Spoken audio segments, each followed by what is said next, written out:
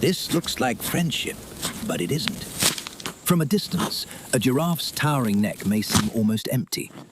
But to a yellow-billed oxpecker, it is an entire feeding ground.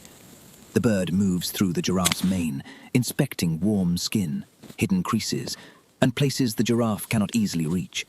With quick, deliberate pecks, it searches beneath the hair for ticks and other tiny sources of food. The giraffe continues browsing, occasionally twitching its skin or snapping its head when the probing becomes too persistent.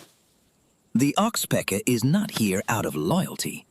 It follows large mammals because their bodies provide a reliable place to feed. For the giraffe, the visit may remove irritating parasites.